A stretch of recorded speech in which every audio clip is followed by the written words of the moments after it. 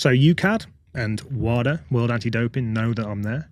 And yeah, they come around and test me all the time. So they'll turn up at my house where I train after competition. And then, yeah, you've got to give up your sample, blood and urine often.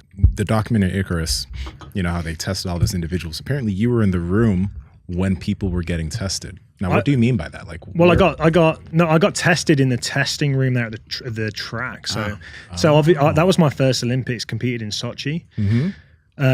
And then, yeah, a few years later, the documentary came out about the Russian, state-sponsored doping and how they'd put a hole in the wall at the Sochi Games and passed all of the samples through from the Russian athletes. And yeah, I got taken for a test. The Russians can't be that bad. Like literally after our run down the hill, I got taken for a doping test in the main doping room, which is at the track. And that's where, things were getting passed around. That's where you tested positive? Absolutely never tested, but I wouldn't be here otherwise. Do you get tested a lot? Yeah. So I think they have to test me maybe 6 times a year, like minimum. All kinds of stuff too, right? It's like caffeine and all kinds of shit, right? Caffeine's fine. We get a lot of really good education from in the UK. UK anti-doping is really hot. Like I'm on full-time whereabouts, so they know where I am all the time.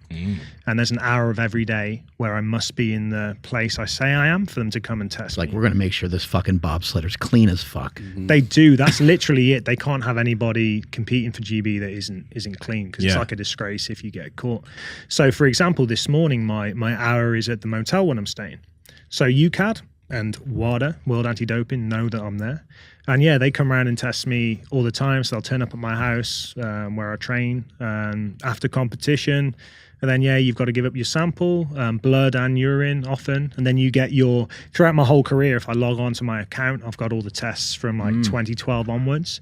So it's really cool. You get it. They've got a blood passport now. So they see any changes across your career in blood markers and stuff like that. So yeah, as far as the anti-doping authorities in different countries, the UK is really, really strict, really up there, really hot on it all. So yeah, we were all put on full UK anti-doping years and years ago, as soon as we started competing at an elite level, basically. Power Project family, how's it going? Now, we love these fucking legendary tasty pastries, and you already know how good they are, but I want a hot tip for you. I want to give you a hot tip. Number 1. Hot heat. When you eat these things, 20 grams of protein, 5 grams of net carbs, put it in the microwave for 15 seconds. All right, we talked about how it can fit any single diet because it's high protein, very low carb.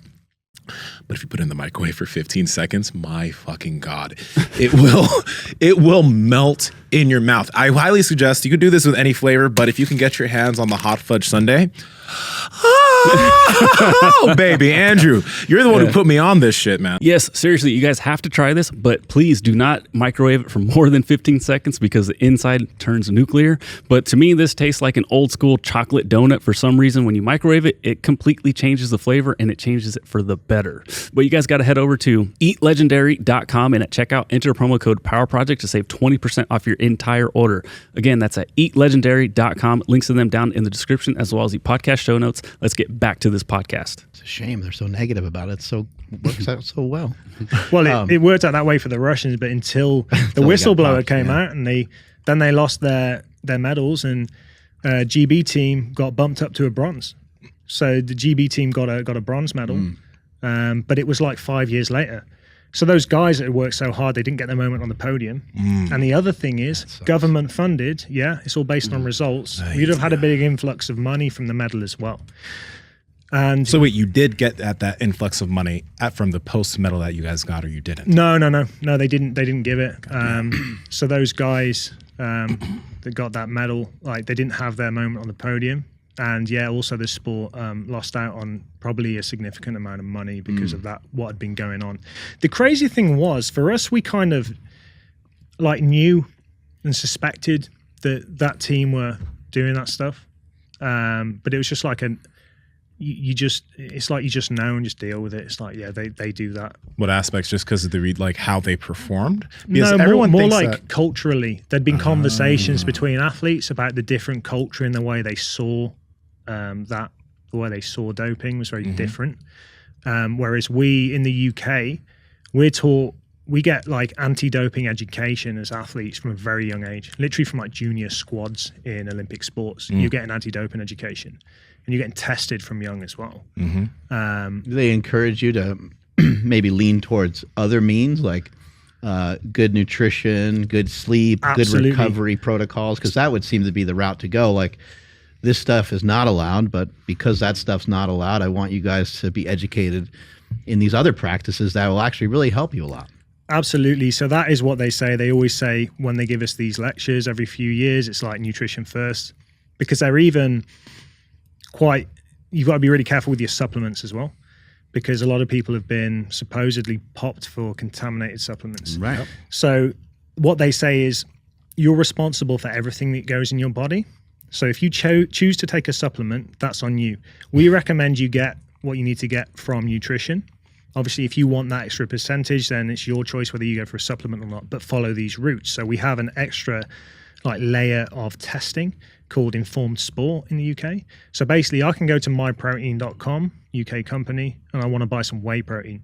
I can buy it for $18.99, or I can get Informed Sport, which is like £23. So it's a bit more expensive. It's tested twice. So they obviously have batch testing as a reputable supplement brand, but then they'll have Informed Sport on top, which is an independent lab that test it again. So you can get that kind of another level. Hey, how's it? Sorry, I'm not going to whisper.